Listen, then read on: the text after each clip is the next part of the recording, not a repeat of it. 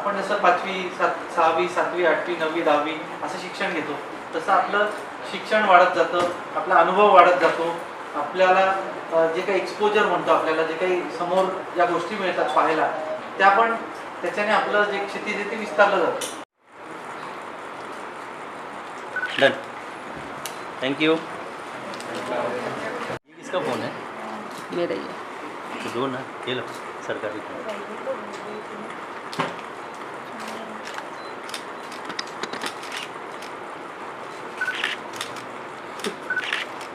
आप लोग थोड़ा सा क्लोज आ जाइए. मैडम आप रह जा रहे हैं, थोड़ा सा क्लोज आ जाइए.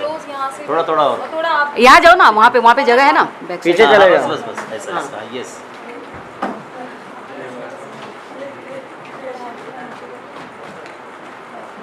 कौन छूट रहा है?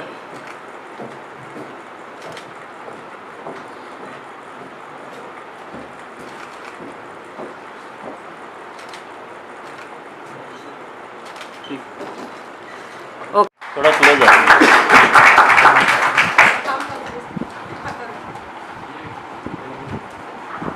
एक ग्रुप फोटो होते हैं. एक ग्रुप फोटो घ्या सर. सामायिक करू ना सर. एक फोटो ग्रुप फोटो घ्या. घेऊ ना हे आटोपलं की घेऊया. इंडिव्हिज्युअल झालं की झालं की? झालंय तो. जोशना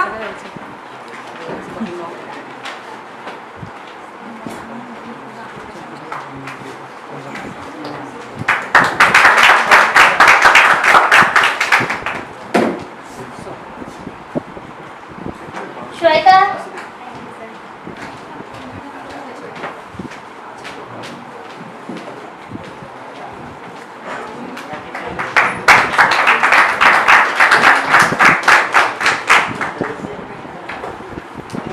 छाया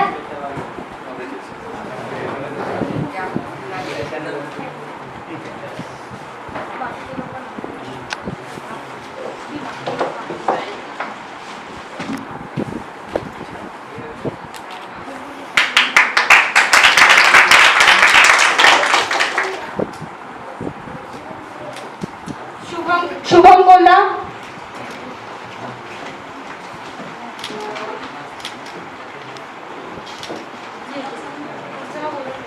रवींद्र पिलाना रवींद्र काय वाजवा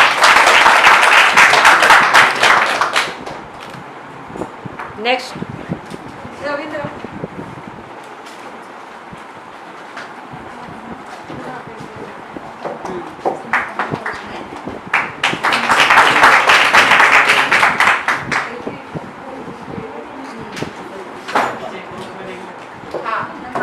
पारू पारू हाँ सब ऐसा लाइन से अफसर रख के फिर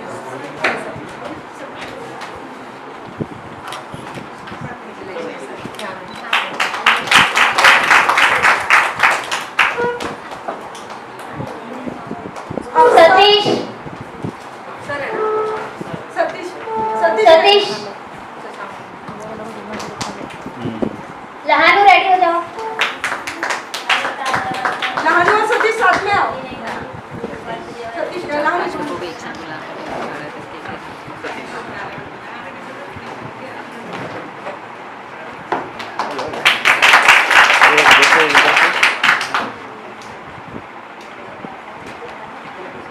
महेश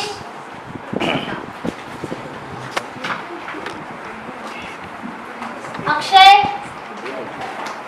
अक्षय भांगरे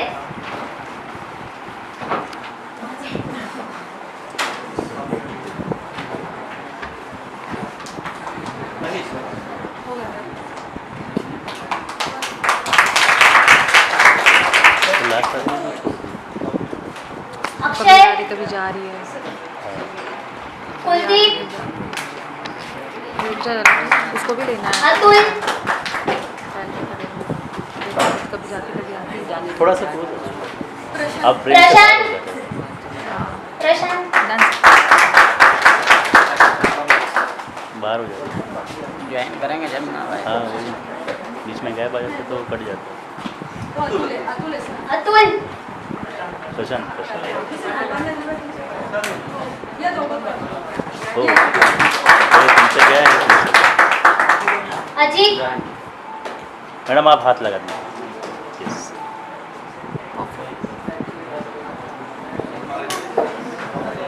अजित सचिन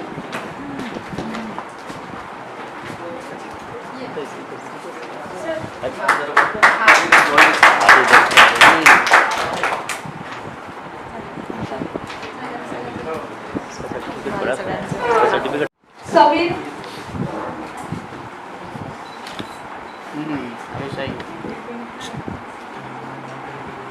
अभी सही है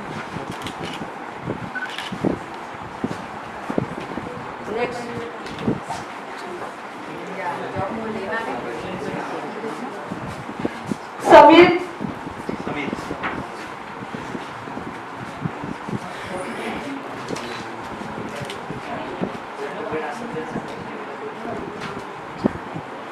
टाळ्या वाजवा तुम्हाला सर्टिफिकेट मिळतं तुम्ही एवढ्या मेहनतीनंतर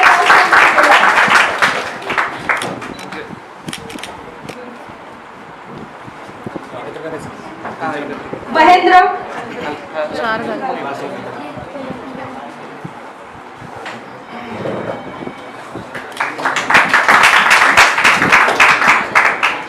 सरिता ग्रुप बोलवलेलं ना दोन दोन मुली अशी दोन मुलं अशी काय मुलींना पण यावं ना. ठीक आहे दोन मुली तुम्ही साईडला या पूनम साईडला या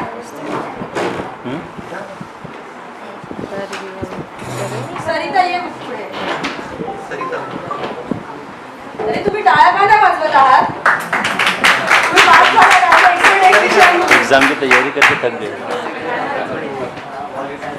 आप बैठ जाओ अब बैठ जाइए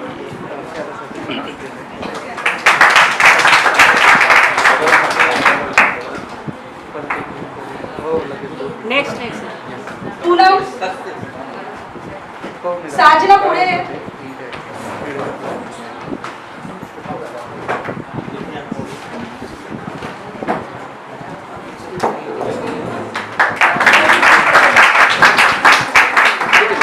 एक क्लब करू आता एक क्लब करू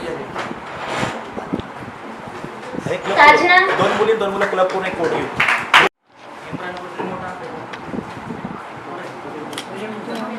सही ओ किसी अक्षय गोधाळे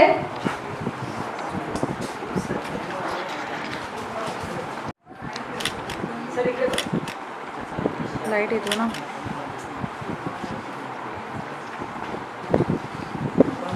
प्रोजेक्टर थोडंसं बंद करा पाहिजे बरं. हाँ प्रोजेक्ट बंद करा था नाही लाईट नाही चाहिए या संस्थेमार्फत आपण कौशल्य विकासाचं प्रशिक्षण आयोजित केलं होतं. ते प्रशिक्षण पूर्ण करून ज्या मुलांना प्रशिक्षण पूर्ण केलेल्या मुलांसाठी आपण आज सर्टिफिकेट आणि जॉब ऑफर लेटर वितरणाचं छोटासा कार्यक्रम ठेवला होता. त्या कार्यक्रमाच्या निमित्तानं आपल्या संस्थेचे सहसंचालक माननीय श्री सोनवणे सर यांनी आपला खूप मोलाचा वेळ तुमच्यासाठी दिला. त्याच्याबद्दल मी त्यांचं आभार मानतो. तसंच तुमच्या कक्षाच्या कक्षाधिकारी श्री रेखा मॅडम यांनी आपला वेळ तुमच्यासाठी दिला, त्यांचंही मी आभार मानतो. आजच्या कार्यक्रमाचे प्रमुख आकर्षण म्हणजे ज्या मुलांनी हे कोर्स पूर्ण केला आहे त्या सर्व मुलांचा आभार. आणि कार्यक्रमाच्या निमित्ताने उपस्थित प्लेसमेंट एजन्सी आहेत काही O2U केअर, त्यांचाही आमच्या संस्थेच्या वतीने खूप खूप आभार. तसंच JRTAचा इतर स्टाफ आणि आमच्या कौशल्य विकासचे सहकारी सर्वांचा आभार मानतो. आणि तसंच महत्त्वाचं म्हणजे मीडियाचे पार्टनर उपस्थित आहेत, त्यांचं पण आभार. आणि सरांच्या वतीनं हा कार्यक्रम थोडं या कॅन्डिडेटशी थोडं डिस्कस करू. हो लाभार्थ्यांचे थोडंसं त्यांच्यासोबत बोलून हा कार्यक्रम संपन्न होईल. थँक्यू. दौरान आपका रहना और आना जाना आपका फूड एंड एवरीथिंग जितनी भी फैसिलिटीज़ हैं उन सबका ध्यान कंपनी रखती है. उसके बाद भी आपको ट्रेनिंग के बाद जो बच्चे सर्टिफाई होते हैं उनको हम लोग सर्टिफिकेशन लेटर देंगे, सर्टिफिकेट प्रोवाइड करते हैं. और जो कैंडिडेट्स इंटरेस्टेड होते हैं फिर हम उनको प्लेसमेंट देते हैं कंपनी में as a full time employee.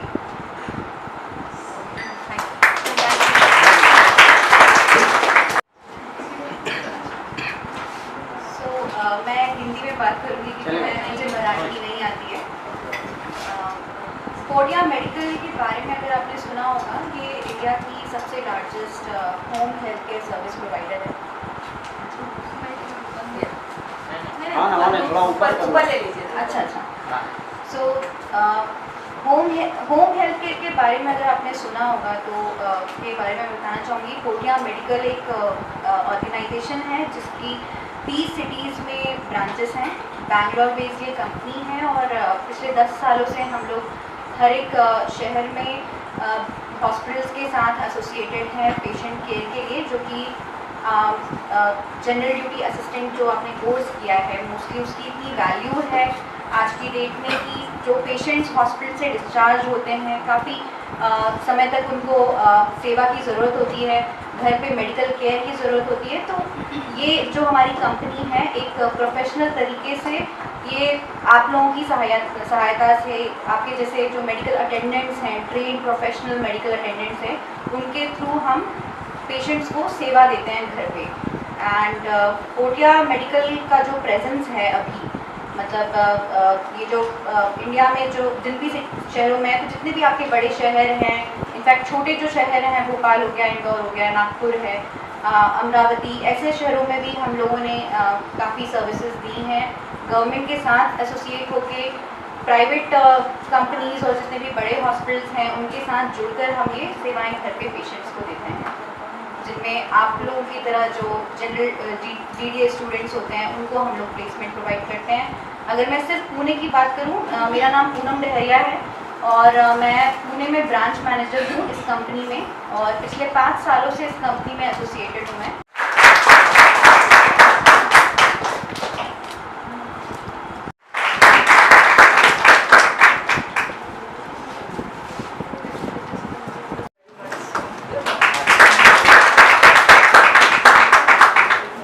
Ashok sir, मी तुम्हाला पण विनंती करते।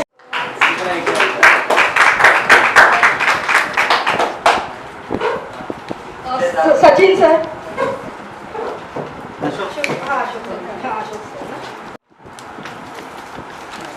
सर आप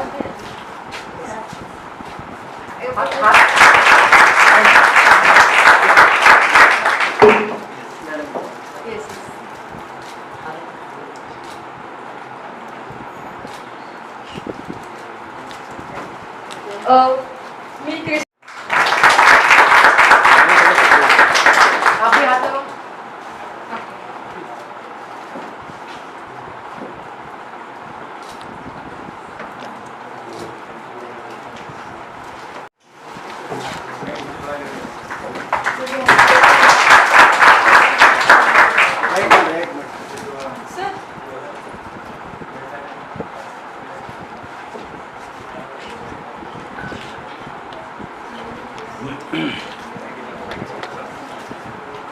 या कार्यक्रमासाठी आमच्या आदिवासी संशोधन प्रशिक्षण संस्थेमध्ये जे माध्यमांचे प्रतिनिधी मुंबई आणि आणखी बाहेरनं आणि पुण्यातनं उपस्थित झालेत आवर्जून HWARF या संस्थेच्या विनंतीनुसार, तर त्यांचे मी विशेष आभार मानतो। त्यांनी या चांगल्या उपक्रमाला जास्तीत जास्त प्रसिद्धी द्यावी, जेणेकरून आपली जे आदिवासी बांधव आहेत त्यांच्यापर्यंत ही माहिती पोहोचेल आणि जे तरुण उमेदवार अजून काही जॉबच्या शोधात आहेत, त्यांना रोजगाराच्या शोधात आहेत, त्यांना रोजगार मिळू शकेल, त्यांना या माध्यमाला प्रतिसाद देता येईल आणि त्यांना ही माहिती करून घेता येईल की अशा पद्धतीने देखील रोजगार उपलब्ध होतोय आणि आपल्या आरोग्याची देखील काळजी यात समाविष्ट केलेली आहे। तर मी सर्व माध्यम प्रतिनिधींचे पुन्हा एकदा आभार मानतो आणि त्यांनी जो काही प्रतिसाद दिला त्याबद्दल त्यांचे धन्यवाद।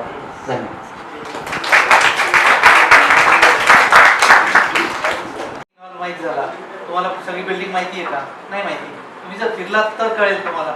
तसं तुम्ही आता तुमचा जो कोर्स तुम्ही कंप्लीट केला त्या कोर्समधून तुम्ही काम करायला सुरुवात करा।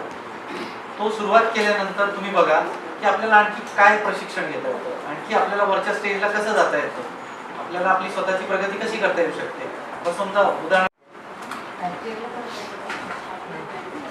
आवाज नाही आला आवाज. काय होतं तिथे जे शिक्षक होते ना नाही, आधी सांग की तुझं नाव काय आहे, तू कुठून आला आहे, म्हणजे कुठल्या भागातून आला आहे ते सांग. हां. माझं नाव आहे अफसर रवी तडवी. हां. मी राहणारा दिवस ठीक आहे. अरे नीट बस, समोर बस. असं असं. हां फिरून बस ना बाबा. चाल. रोल. तुझं नाव सांग, कुठून आला आहेस आणि माझं नाव अजित भाऊ मांगरे आहे. मी मुंबईतून आलेलो आहे. SWRT जाहिरात निघाली होती. अनेक प्रकारचे कोर्स होते. त्यात मी एक्सरे टेक्निशियन हा कोर्स निवडून चांगल्या प्रकारे प्रशिक्षण घेऊन आज मला सर्टिफिकेट मिळाले आहे. त्यामुळे मी खूप खुश आहे. तुझं नाव? नमस्कार, माझं नाव महेश खतेले. नाशिक जिल्ह्यातून आलो मी. याचे RW म्हणजे या संस्थेचे मला व्हॉट्सअपवरून म्हणजे माहिती भेटली नाही. तिथे मी अप्लाय केलं इकडे आता. तिथून मी कोर्सला जायला म्हणजे काही याबद्दल आपलं काही करताच नाही. पण असं डिस्कशन वगैरे करून आम्हाला तिथे ट्रेनर पण आमचे चांगले ते समितीकर म्हणून त्यांनी भरपूर सपोर्ट केला नाही का. त्यातून आम्हाला त्यातलं हे सर्टिफिकेट वगैरे भेटतं. मला वाटते कोर्सचा फायदा होईल. हा होईल. बोला सर. तुम्हाला वाटते काय हे करून तुम्हाला काय बेनिफिट भेटणार आहे? हो. इंटर्नशिपमध्ये आम्हाला नाही का ते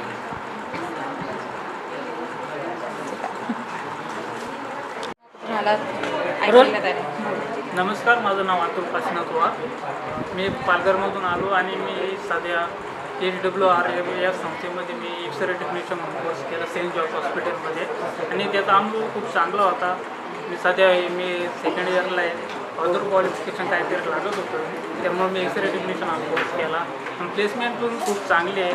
सध्या मला घाटकोपर इथे डॉक्टर संगाराम मेडिकल सेंटर इथे जॉब ऑपॉर्च्युनिटी आहे आणि तिथे जाऊन मी नक्कीच चांगलं काम करेल आणि चांगलंच आरोग्यामध्ये मी चांगलं. ओके. तुम्ही काय सांगणार? एक मिनटं हे घे ना. रोल. माझं नाव महेंद्र नाडेकर. मी ठाणे जिल्ह्यातून आलेलो आहे. SWR संस्थेमार्फत आम्हाला खूप सारे कोर्स शिकायला मिळाले. ते एक्सरे टेक्निशियनबद्दल म्हणजे ते आपण पेशंट कशा प्रकारे ते आणि कसे पेशंटचे आपण एक्सरे काढू शकतो ते सर्व माहिती आम्हाला मिळाली आणि ते आम्ही सेंट जॉर्ज हॉस्पिटलला तिथे शिकलो. तिथे त्या स्टाफने आम्हाला चांगल्या प्रकारे ते शिकवतो. तिकडे ऑपरेट करून तिथं मशीन ऑपरेट कसे करायचं चांगलं नॉलेज आम्हाला दिलं.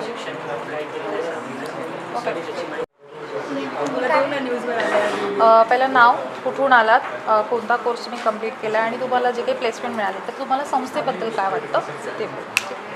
ओके. रोल. माझं नाव आहे अफसर रवी तडवी. मी राहणारा मुंबईच आहे. मी एक्सरे टेक्निशियन हे कोर्स केलं. म्हणजे एक्सरे टेक्निशियन कोर्स एकदम छान आहे. म्हणजे कसं बाकीच्या पण मुलांनी केला पाहिजे. कसं याच्यात 100% जॉब आहे म्हणजे आहे. नेक्स्ट कोर्स असा आहे जसे आपण हॉस्पिटल वगैरेमध्ये करू शकतो. सगळ्या मुलांनी जर केलं ना तर खूप चांगलं असेल. एक्सपिरियन्स कसा होता पूर्णपणे Experience- तुम्हाला आणि तुम्हाला प्लेसमेंटसुद्धा मिळाली त्याबद्दल काय सांगा? प्लेसमेंट म्हणजे आता चांगलं वाटतं एकदम की मी करू शकलो. 2 महिन्यामध्ये मला येऊ शकतं. मी कुठे पण जॉब करू शकतो. तसं मला आले एक्सरे म्हणून मी कुठे पण करू शकतो. मला ट्रेनिंग म्हणजे एकदम चांगली झाली. ठीक आहे. बोल, तुझं नाव, कुठून आलं तुम्ही? माझं नाव साधना प्रकाश मुळे. जोरात बोला. टिटवाळ्यातून आले. कोणता कोर्स केला आणि किती दिवस झाला तुम्हाला कोर्स करायला? 2.5 महिने कोर्स करायला. आणि कसा एक्सपिरियन्स झाला, काय शिकलात, तुम्हाला प्लेसमेंट मिळाली, मग तुम्ही आपल्या ह्या कोर्समध्ये काय काय शिकला? सगळं तू बोल. तुम्ही बोला. जोरात जोरात जरा आवाज. अहमदनगरवरून आले. एक्सरे टेक्निशियन PRT आहे.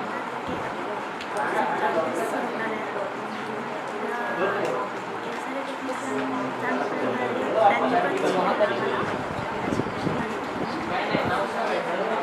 आणि आम्हाला जॉब प्लेसमेंट मिळाली, सर्टिफिकेट मिळालं, आम्हाला खूप छान वाटलं असं बोलू. प्लेसमेंट मिळाली. थँक्यू. एक आपलं ट्रायबल रिसर्च आणि ट्रेनिंग इन्स्टिट्यूट कडून ते पास आउट झाले ह्याचं सर्टिफिकेट आहे. त्याच्यानंतर त्यांनी जो कोर्स कंप्लीट केला आहे तर आमचं HWRX संस्थेकडून आणि सेंट जॉर्ज हॉस्पिटल जे जिथे त्यांचं ट्रेनिंग सेंटर झालं आहे तिकडनं त्यांना सर्टिफिकेट मिळतं आहे आणि ऑफर लेटर मिळत आहे मुलांना. विकास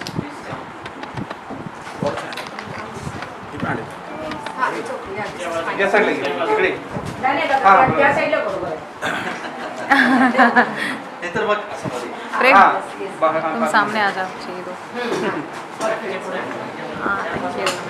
पौर्णिमा माइक सर इकडे बघा. लाईट येतो तुमच्या फेसवरती. थोडंसं पुढे या. हां अजून अजून थोडंसं पुढे या. हां. प्रोजेक्टर ॲक्च्युली हां next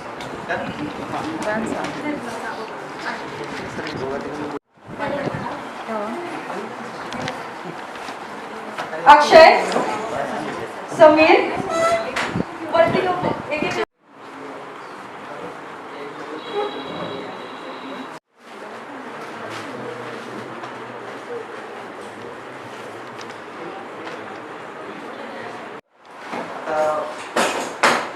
joint director tribal research and training institute.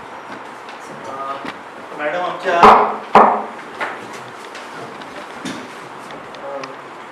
Section in-charge, आपला जो स्किल डेव्हलपमेंट सेक्शन आहे त्याच्या सेक्शन इन्चार्ज आहे रेखा कुर्मुरवा आणि क्रिस्टिन मॅडमची इंट्रोडक्शन त्या स्वतः करतीलच. तर सुरुवात मी करतो, नंतर या कार्यक्रमाचं जे काही प्रास्ताविक आहेत ते करतीलच. मग आमची संस्था जी आहे आता सगळी आपण बाहेरून आलात या संस्थेमध्ये पहिल्यांदाच आले असतात सगळे. सगळ्यांना मराठी कळतंय ना? तर आमची tribal research and training institute 1962 ला एस्टॅब्लिश झाली. 64 ला कन्स्ट्रक्शन झालं आणि बिल्डिंग तयार झाली. तर त्यावेळेला ट्रायबल रिसर्च अँड ट्रेनिंग इन्स्टिट्यूटचं नाव होतं ट्रायबल रिसर्च युनिट होतं आणि ती केवळ ट्रायबल कम्युनिटीज ज्या आहेत महाराष्ट्र स्टेटमध्ये, तर आताच्या घडीला ट्रायबल कम्युनिटीज ज्या आहेत वेगवेगळ्या त्या 45 ट्राईब्स आहेत. 45 ट्रायबल ग्रुप्स आहेत, मेजर ट्रायबल ग्रुप्स, आणि 181 सब ट्रायबल कम्युनिटीज आहेत त्यांच्या.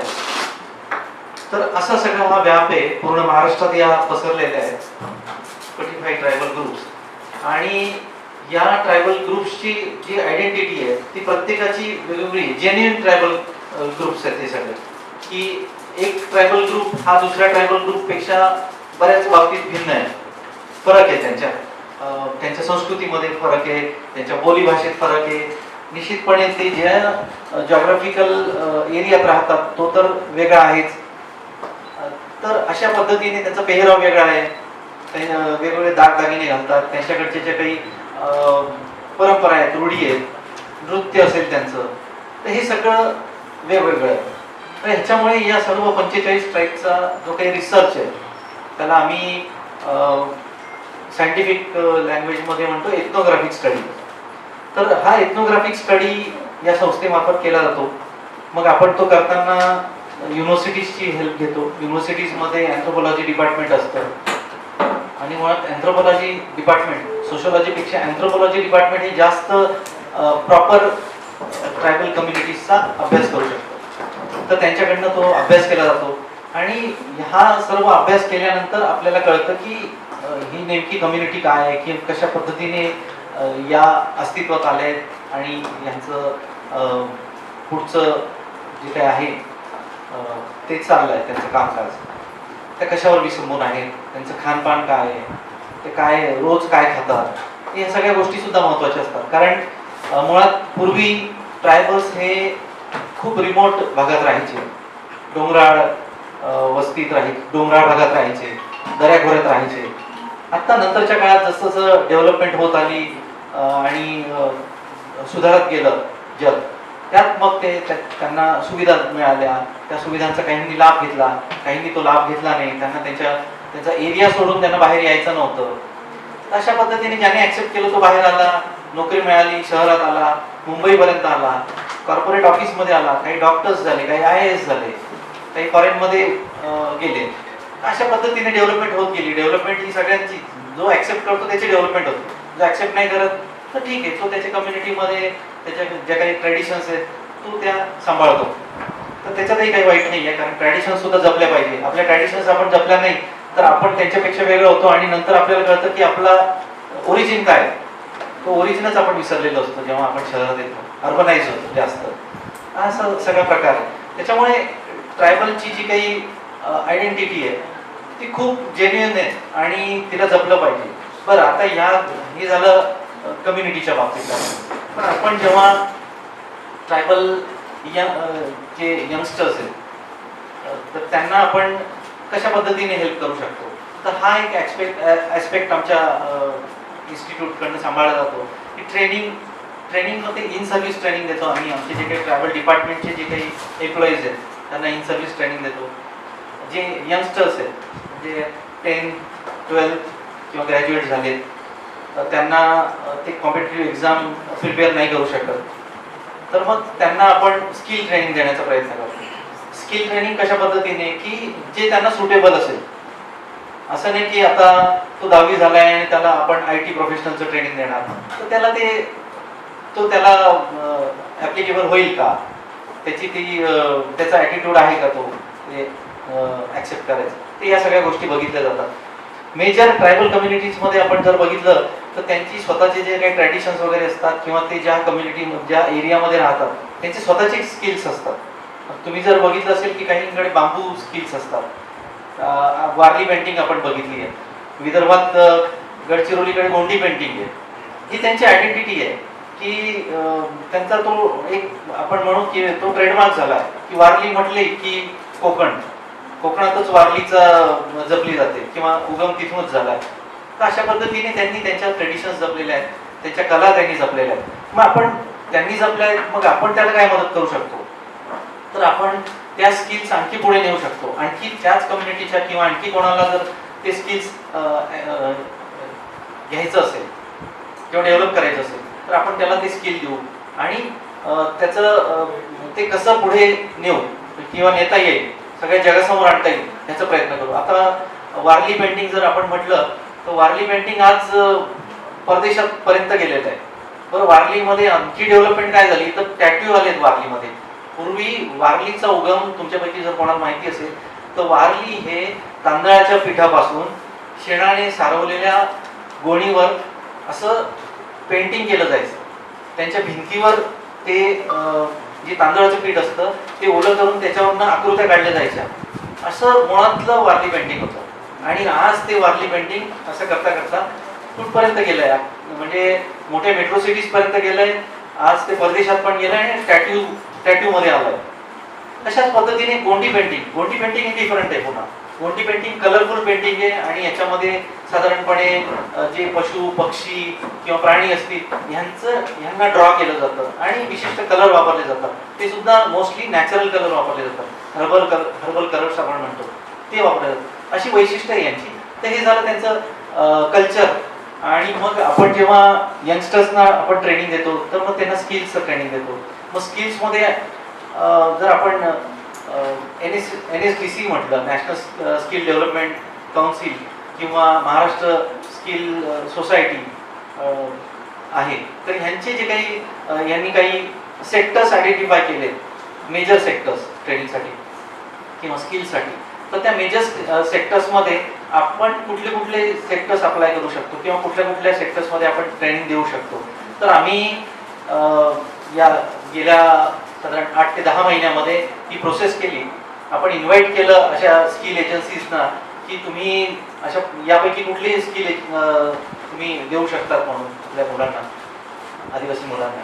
तर त्याच्यात ह्युमॅनिटेरियन सारख्या संस्था आल्या आणि त्यांनी वेगवेगळ्या स्किल्समध्ये मग आम्ही त्यांना ते स्किल्स डिस्ट्रीब्यूट करून दिले की तुम्ही कुठल्या एरियामध्ये ट्रेनिंग देणार आहात, तर मग त्या एरियामध्ये तुम्ही कुठलं स्किल देणार आहात. असं नाही की ते स्किल रिपीट होतील आणि मग एकच संस्था म्हणजे किंवा अनेक संस्था एकच पद्धतीने स्किल ट्रेनिंग देईल. तर असंही नको व्हायला, ओव्हरलॅपिंग नको व्हायला, म्हणून आपण संस्थांना वेगवेगळे स्किल सेक्टर्स वाटून दिले आणि त्याचे सब स्किल्स पण आपण डिफाईन करून दिले. तर याच पद्धतीने ही संस्था पुढे आली, humanitarian welfare and research foundation society. तर यांचं ज्या पद्धतीने काम केलं आहे तर मॅडम तुम्हाला सांगतीलच.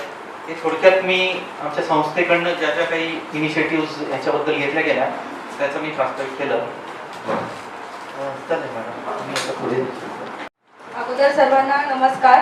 आणि ते उपस्थित व्यासपीठावरती आपले माननीय हंसध्वज सोनवणे सर यांचं मी स्वागत करते. त्याच्यानंतर रेखा मॅडम यांचं पण मी स्वागत करते. सगळ्यांनी टाळ्या वाजवा. क्रिस्टीन स्वामीनाथन मॅडम यांचं पण आपण स्वागत करूया. तर मी क्रिस्टीन स्वामीनाथन मॅडम यांना विनंती करते की त्यांनी हंसध्वज सोनवणे सर आहेत ना, त्यांना प्लांट देऊन त्यांचं स्वागत करावं.